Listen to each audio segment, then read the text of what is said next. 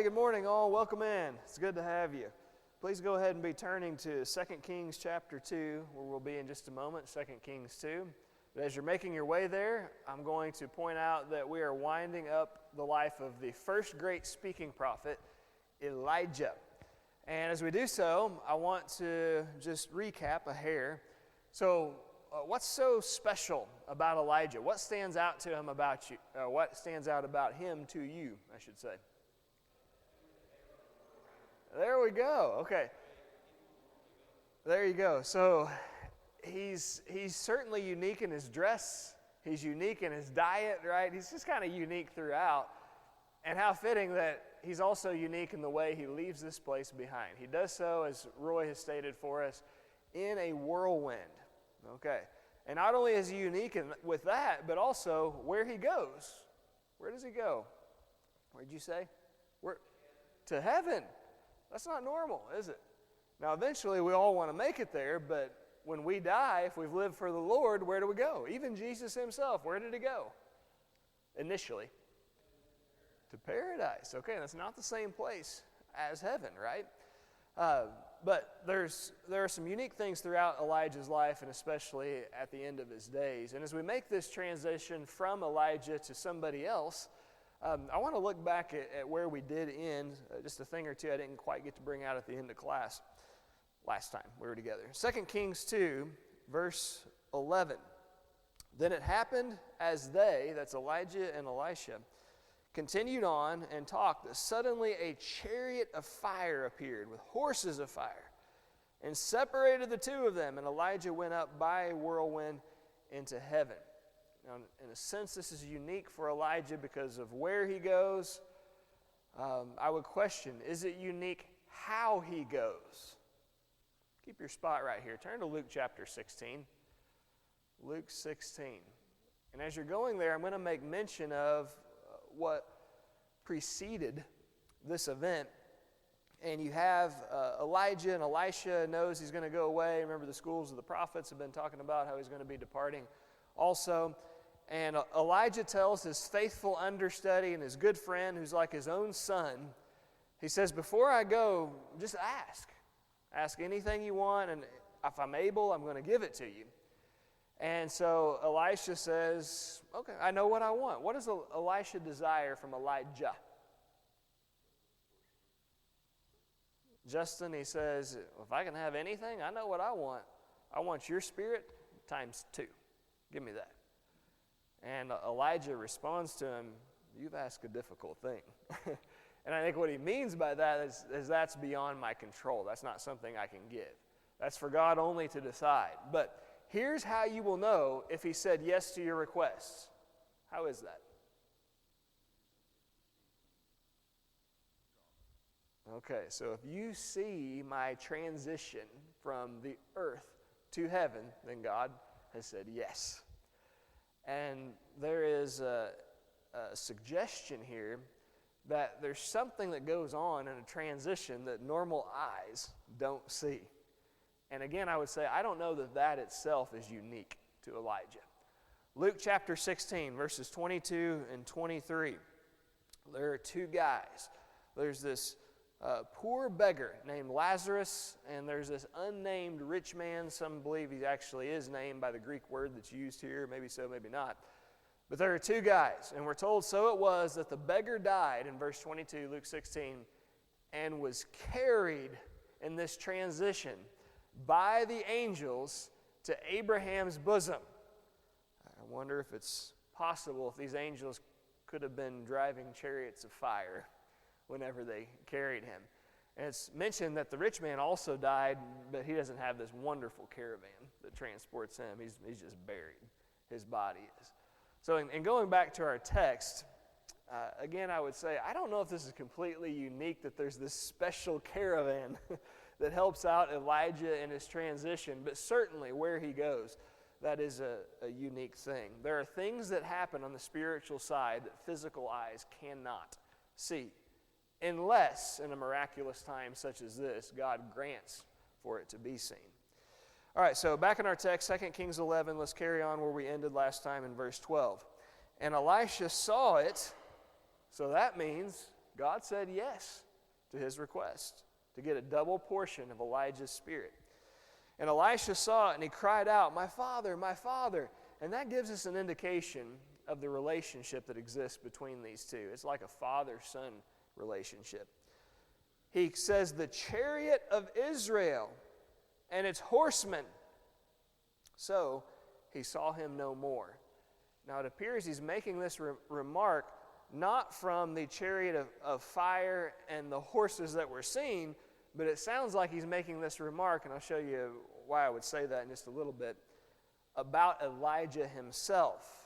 And Roy, I haven't forgotten your question, the chariot. And I know we talked a little bit about it, but I want to do that more today.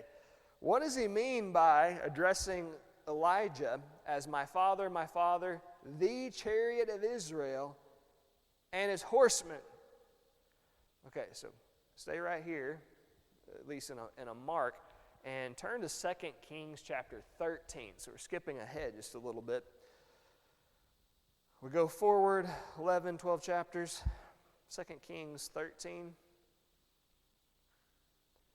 And I'm going to ask you if this sounds familiar. 2 Kings 13, 14. Now when Elisha had fallen sick with the illness, this is not Elijah, he's already gone by now. Elisha, the understudy into whose life we're about to get. Now when Elisha had fallen sick with the illness of which he was to die, Joash, king of Israel, went down to him and wept before him, crying, my father, the chariots of Israel and its horsemen. You see, this remark isn't being made about some heavenly scene that's perceived, but about the prophet himself. So my question to you now is basically Roy's. Why bring up the chariot, in this case plural, chariots of Israel and its horsemen when talking about the prophets of God? So what's the purpose of a chariot? What's a chariot do? Roll the gun. Okay, Great. Okay, a lot of times an instrument of war, sometimes wealthy or important people would ride in them. What'd you say? It carries, and you also mentioned a synonym for that, transports. I think that's the key thought right here. What carries or what transports. Okay? Now, the second thing that's mentioned is horsemen. Why do we use horsemen? Why did they use horsemen? Okay, to drive a chariot, good. All right, so they could be beasts of burden. How else were they used? Good, right. No, that's true. Okay, Calvary. Oh, I'm sorry, Joe. Then we'll go, Andrea.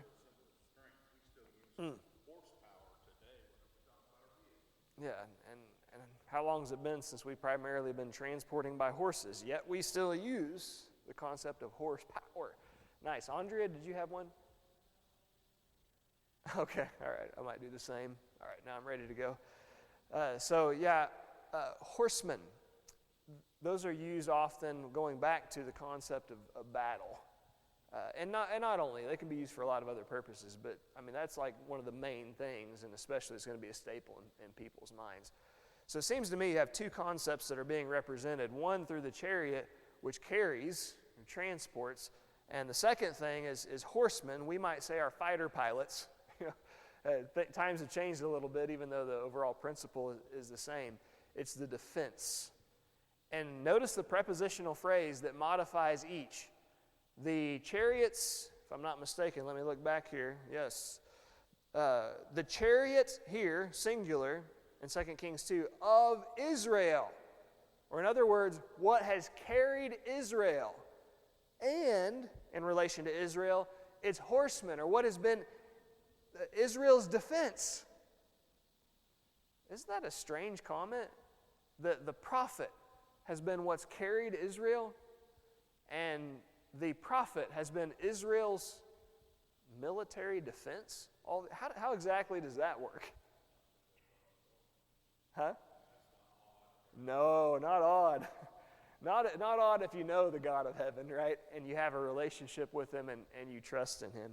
Again, I would say keep your spot. Turn to Psalm 33. I think this corresponds well with the ancestors of Israel among the kings.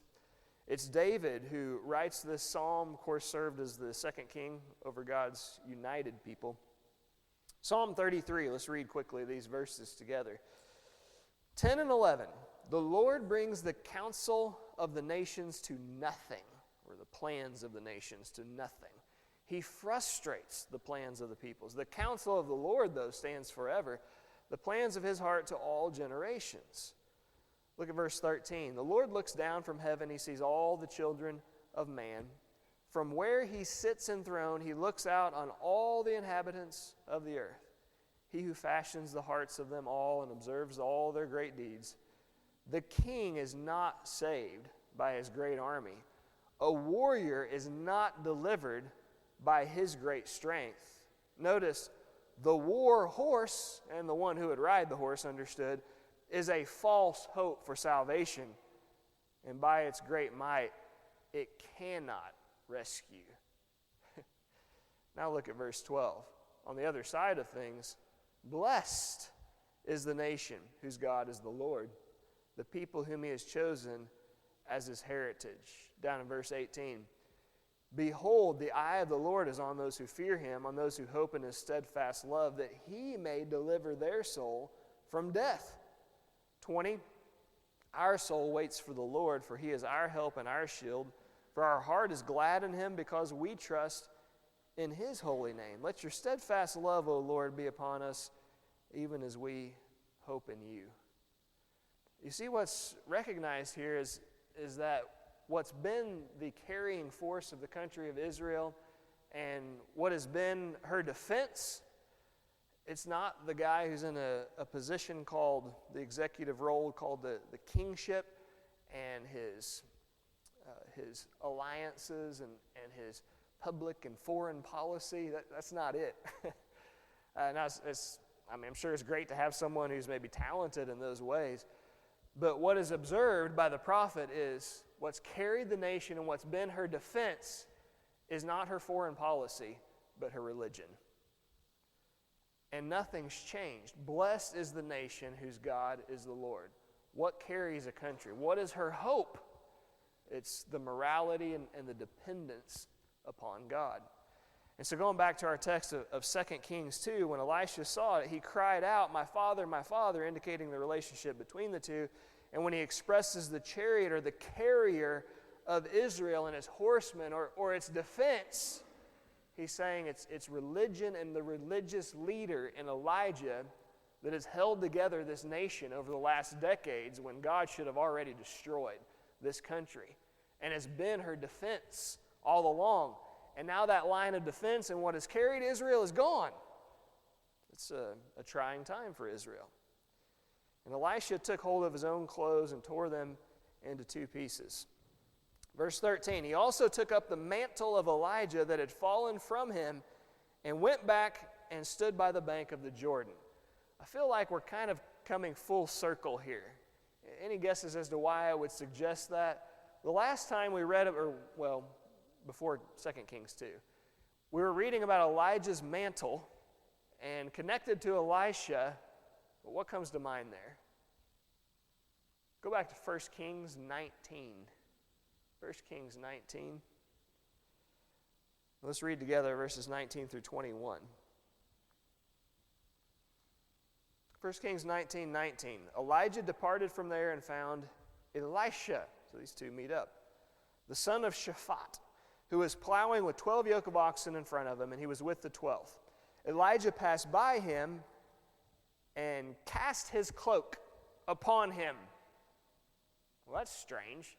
You got this prophet walking by, and he encounters this farmer, and as he's walking by him, he tosses his coat on top of him. What would you do if that were you? I'm going to guess I'm probably all hot and sweating. I was like, get that nasty, stinky thing off. I don't need anything else right now. But he doesn't. Notice his reaction. And he left the oxen and ran after Elijah and said, let me kiss my father and my mother, and then I will follow you. So why did Elijah throw this coat as he's walking by on top of this farmer who's plowing with his oxen? Why did he do that? He didn't think he's cold. Okay. He says, I want you to be the prophet to follow me. Yeah, he's formally asked him without saying a word. Hey, actions can have great meaning. And he said to him, go back again to say goodbye as he's requested for his mom and dad. For what have I done to you? And he returned from following him and took the yoke of oxen, sacrificed them, boiled their flesh with the yokes of the oxen, and he gave it to the people. And they ate. Then he arose and went after Elijah and assisted him. So he accepts the calling, and that's the meaning with the mantle. So in verse 13 of 2 Kings 2, he also took up the mantle of Elijah that had fallen from him. What does that mean? He's now formally taking on all by his lonesome the calling that Elijah, through God, had placed on him many years back. So you see what we have taking place here is the transition. We're going from Elijah, but now we're recognizing Elisha to be the great speaking prophet of God's people. Now, who would like to state our memory verse for us? Number 14, 2 Kings 2:14. He's not just going to take this mantle upon him. He's going to put it to use right away. Roy, please. There you go. Why do you think he would take that mantle right after he receives it and hit the water with it? A little more specifically, Roy. Look back at verses 8 through 10. Very good. 8 through 10 at the same spot. Now Elijah took his mantle. Elijah, not Shah. Elijah took his mantle, rolled it up, and struck the water, and it was divided this way and that, so that, the two of them crossed over on dry ground. And so it was when they had crossed over that Elijah said to Elisha, ask, what may I do for you before I'm taken away? Elisha said, well, I want what you have times two about your spirit. And that's when he says, you've asked a hard thing, but if you see me go up, then God said yes, and if you don't, he said no. The last thing he has seen the spirit of Elijah do is to take that mantle and to strike the water and those waters to peel back. So why do you think as soon as he receives Elijah's mantle, he would take it and strike the water and ask, where is the Lord God of Elijah? He wants demonstration, doesn't he? Can I really do what it is? And I don't know that it's in the lack of faith. I think it's probably in trust that he would ask such a question, like a rhetorical one, to show that the power of Elijah now resides in him. And notice the terminology is all exactly the same as what took place with Elijah. Hits the water with the mantle, it's divided this way and that, and just like before, Elisha crosses back over. Verse 15, now when the sons of the prophets who were from Jericho saw him, they said, the spirit of Elijah rests on Elisha. And they came to meet him and bowed to the ground before him. Why do you think the sons of the prophets from Jericho are going to draw this conclusion? Oh, now we know the spirit of Elijah resides in his understudy, Elisha. Why would they make that conclusion? Go back to verse 7 of our text. And 50 men of the sons of the prophets went and stood facing them. This is before Elijah goes up. Elijah and Elisha at a distance, while the two of them stood by the Jordan.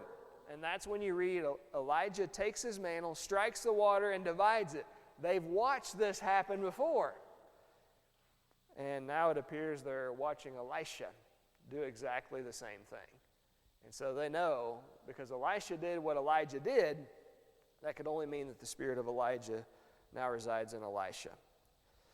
Verse 16, then they, that is the sons of the prophets from Jericho, said to Elisha, look now, there are 50 strong men with your servants.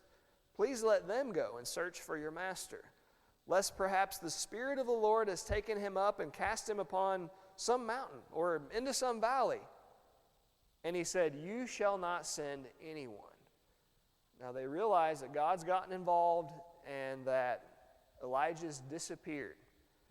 To their credit, even if they've been able to look over the Jordan to perceive what has taken place, We know that they have not seen Elijah go by these chariots of fire and a whirlwind into heaven. How do we know that?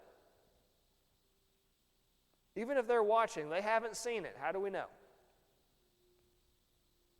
Elisha saw it, but what's told to him? You might not, and if you see it, that means that you have a double portion of Elijah's spirit resting upon you. Nobody else has that, right? Therefore, they're not going to see the same thing take place. When there's a transition from this life to the next life, there are things that the human eyes are not going to perceive that transpire. These people wouldn't have seen that. Now, very likely, if they could see across the Jordan River and they're watching this scene, they would have noticed Elijah all of a sudden vanishing. 1 second he's there and the next second he's not. They would have seen that. Probably what they don't know is where exactly he's gone. Now, if you go back in verses 3 and 5 of this chapter, they know to some degree something impressive is going to happen today. Verse 3, the sons of the prophets who were at Bethel came out to meet Elisha and said to him, "Do you know that the Lord will take away your master from over you today?" And he said, "Yes, I know, keep silent." Verse 5, now the sons of the prophet in this place, prophets who were at Jericho, came to Elisha and said to him, "Do you know that the Lord will take away your master from over you today?" So he answered, "Yes, I know.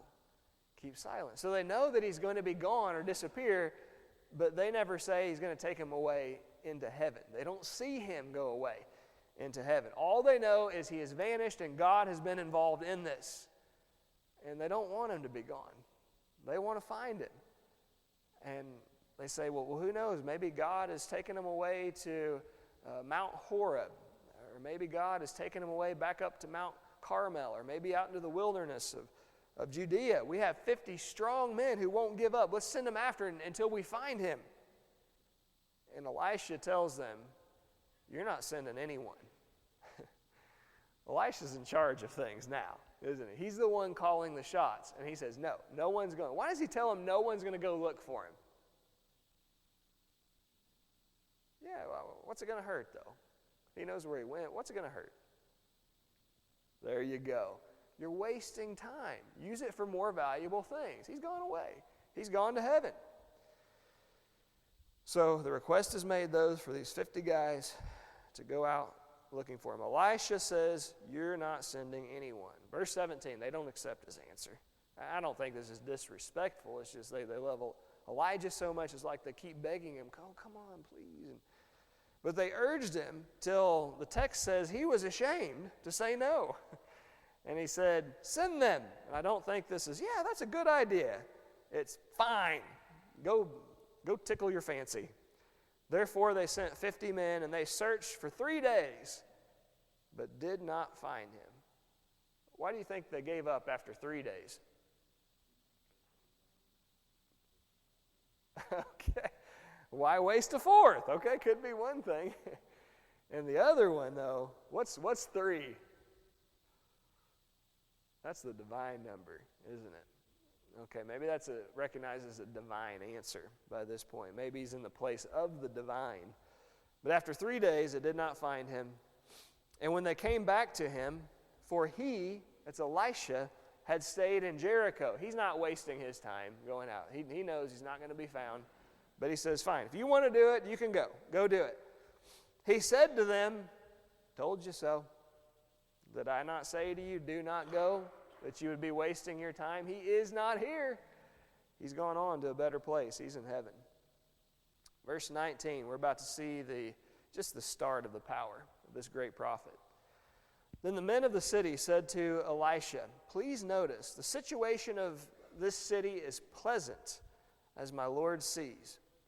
But the water is bad, and the ground barren." And you go down into verse 21, it's mentioned about barrenness. And the other thing is death. And a major thought is the animals probably drinking from this water, which we're going to find is a spring, but it's a bitter spring, maybe sulfuric, and could be some other contaminants, things that aren't really good for living flesh in it. And it seems that even the cattle are having miscarriages from drinking out of it. Essentially, it's just poisoned water is what this is. So it's a beautiful place. I mean, so much potential here. The issue is we just don't have a good source of water in this city. And they come to the prophet and make him aware of this. Here's the solution, verse 20. And he said, okay, I want you to bring me a new bowl and put salt in it. So they brought it to him. It's for us, you've gone to the store and you buy this bowl, and for me, I'm not getting the cheap iodized salt. I want the pink Himalayan, good stuff. And anyway, so he says, I need a new bowl and I need salt. And so they bring it to him. Verse 21. Then he went out to the source of the water. This is where the spring is going to be bubbling up out of the ground, or maybe out of the cliffside. And he cast in the salt there and said, Thus says the Lord, I have healed this water. From it there shall be no more death or barrenness. All right, so if you have contaminated water, we now know what to do to fix it. You just need to go to the store and get you a new bowl, or if you want, you can make your own at home and get you some good salt and mix in, just throw it in there, and the water's going to be fine. That makes no earthly sense. So why does the prophet do this, and how is the water made clean and fresh? You get the point? There's no physical explanation behind it. God's involved. The power of the divine is working behind this man. All right, so I want us to look back at this again, though. Do you see any potential significance in something that is new and in salt being mixed in to water that is producing barrenness, no produce, fruit, and death to be made purified so that it produces fruit, or that which is fruitful, and life?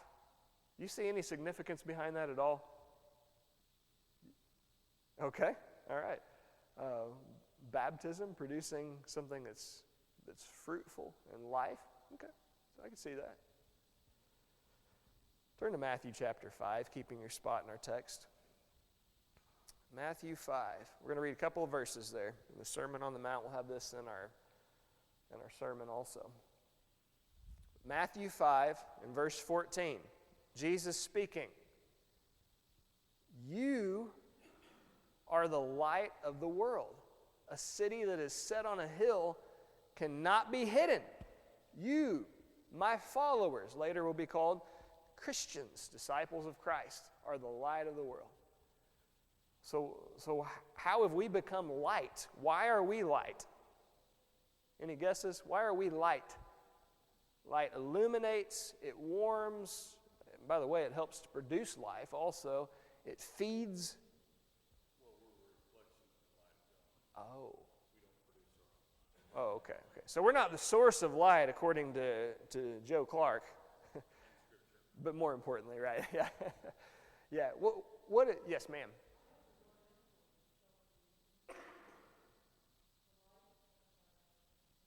Say that one more time. I missed. Influence. Good. Yeah. Okay. Absolutely. Nice. Okay. So not just according to Joe Clark, but as he identifies, according to Scripture and Jesus himself, we are not the source of light. How did we get our light? John 8:12. Jesus says, I am the light of the world. So Jesus shines on us, he shines in us, and then he shines through us, and that's how we are the light of the world. Okay, in the very context here of Matthew 5, you are the light of the world, understood because I am the light of the world. Back in verse 13, what does Jesus say? Matthew 5:13. You are the, what else? The salt of the earth. But if the salt loses its flavor, it's the whole purpose, how shall it be seasoned? It is then good for nothing but to be cast out and trodden underfoot by men. Okay, so verse 14. We are the light of the world. We're not the source of the light. The light of Christ shines on us, in us, and through us. That's how we're the light of the world. You are the salt of the earth. So you're the flavor of the earth. You season the world. Why do we do that? We're just pretty flavorful people of ourselves? There you go. What would be implied about Jesus here concerning salt? He is the salt of the earth. He's the flavor. He's the seasoning. And he seasons on us, in us, and through us, just like the light. Okay, keep that in mind. When Jesus comes, he changes things up, right? The salt of the earth. He brings with him something that's new. What is that new thing Christ has brought? Very good. He's brought a new covenant, a new arrangement between God and his people. Now you look back at 2 Kings 2, and he says, if we're going to fix this water that's producing barrenness and death, we need some salt and we need something new. You think there might be a connection to the New Testament here? I believe the salt is Jesus in typification, and the new bowl is the new covenant. Before Christ, with his new covenant that brought the forgiveness of sins, before he came and he brought that, there's barrenness and there's death. Okay, now keep your spot in our text and turn to Revelation chapter 7, a couple of places really quickly here. Revelation chapter 7, we're talking about Christians, and at the end of this in verses 15 through 17. Revelation 7:15 starting.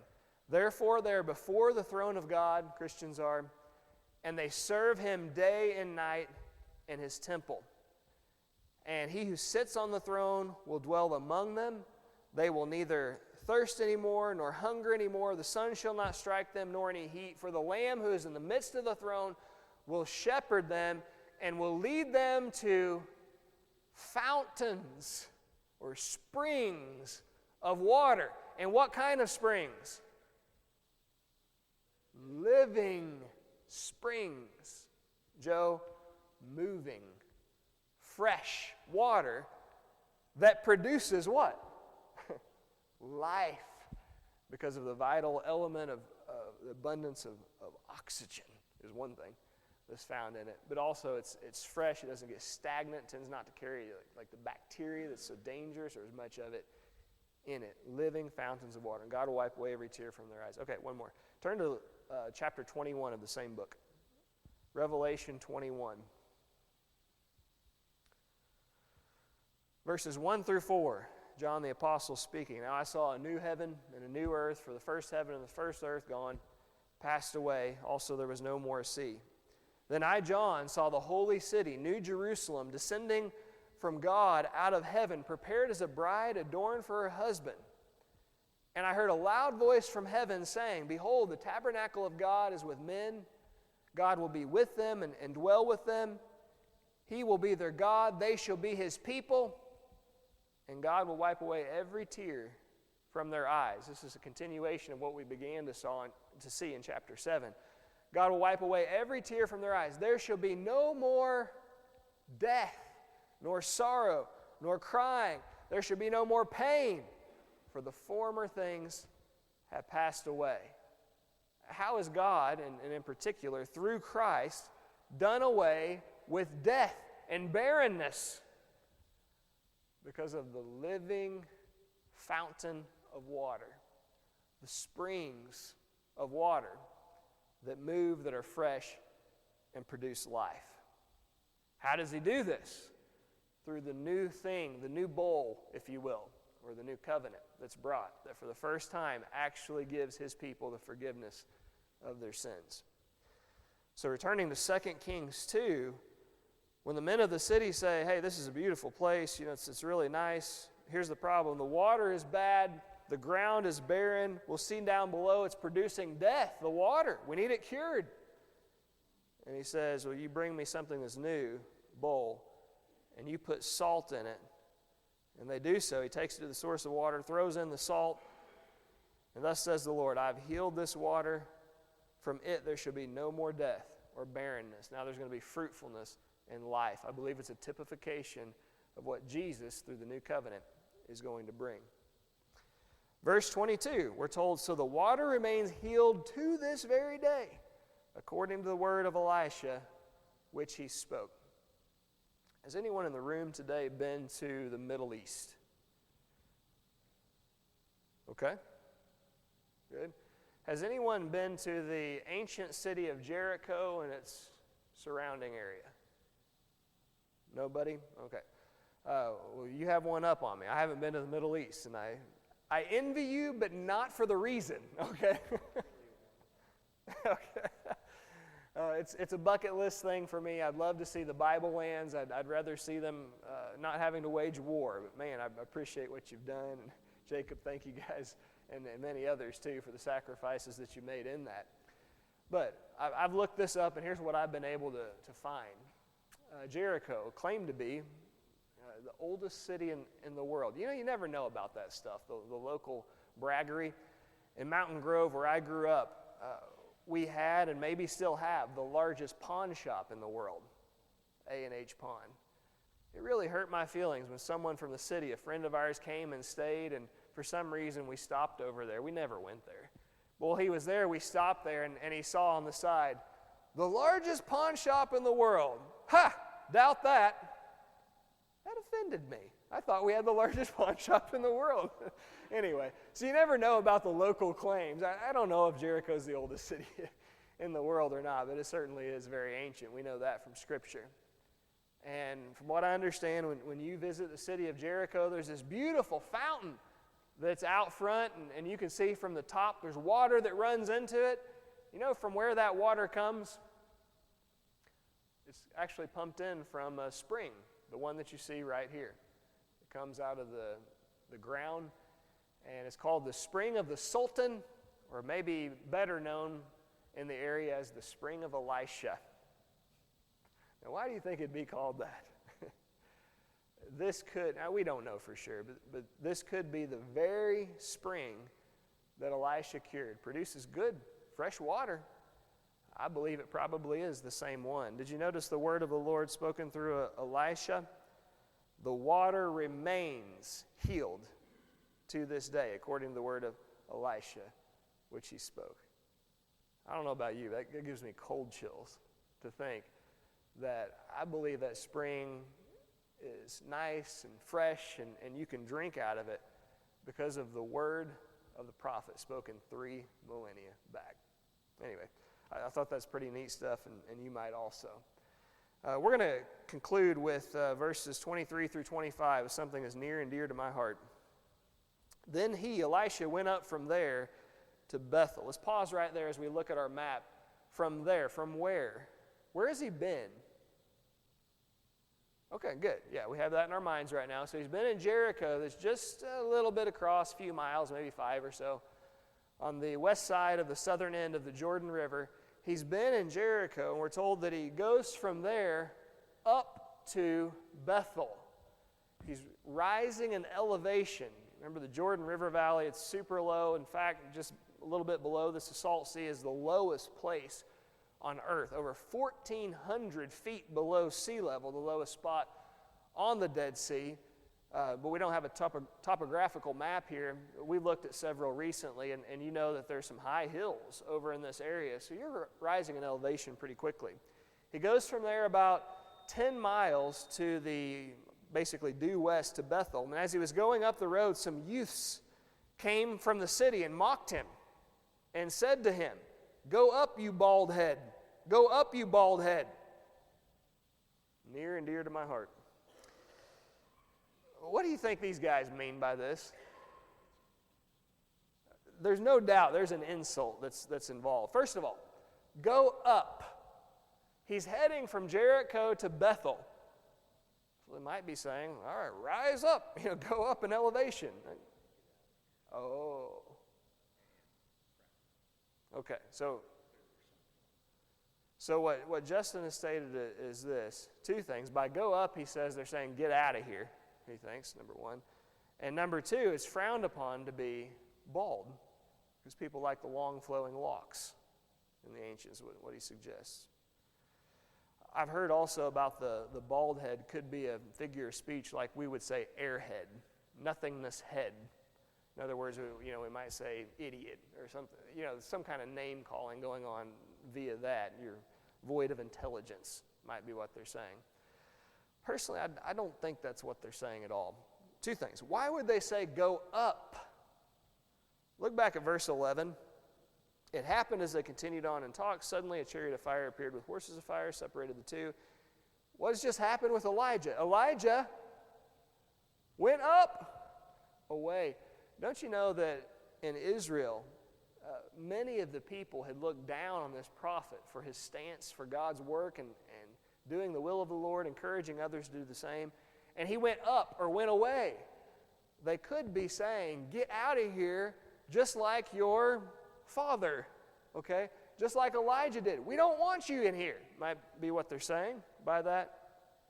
And as far as the bald head goes, you look it up, and I believe they're referring to his actual head is what it is. Verse 24, so he turned around and looked at them. You know, you can almost just see this, like, really? And he pronounced a curse on them in the name of the Lord. Sounds like he's pretty sensitive about this matter. Why would he do that? Okay, so a couple of things I would say are at work.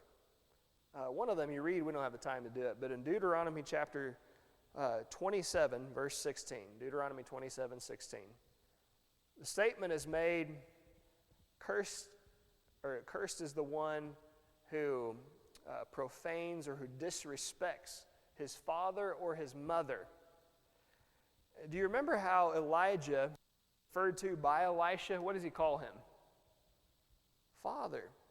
And we read earlier in 2 Kings 13, 14, that the ruler of God's people, Joash, refers to Elisha, the one who takes over, in what way? Father. And the law pronounces a curse on anyone who profanes or disrespects father or mother. Now, I realize that Elijah wasn't Elisha's biological father. I recognize that Elisha wasn't Joash's biological father, but they're serving a fatherly role to the people of Israel. And because of that, and because the role and the position of authority from God that they hold, they're to be respected. And this guy is disrespecting someone who's in a fatherly role, in a role of authority. It's also written there's a curse for anyone who disrespects a ruler of God's people. And so all Elisha is doing is what the law of God told him to do. When someone shows disrespect to a governing authority or to someone serving a fatherly role, there is a curse to be placed on that one. In this case, ones. Joe? And of course, we're to look at our elders and the fathers, the type of fathers they've been. Why is that? Because they're serving a fatherly role. They're not our biological fathers. We don't call them father, just to make clear.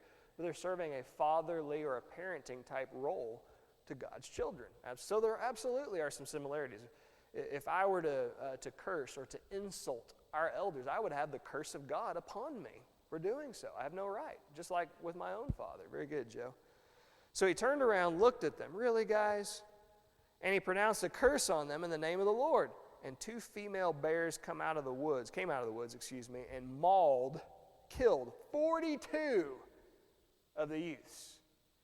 You think God's serious about positions of authority and spiritual parenting roles that he sets in place? Let that be a warning to each of you. I've told people before, the last people to make fun of a bald preacher got eaten by bears. So I'm just saying. Anyway, verse 25. Then from there he went to Mount Carmel, and from there he returned to Samaria. And that's where we'll conclude today. And as we do so, I just want to toss out a couple things to you, seed thoughts.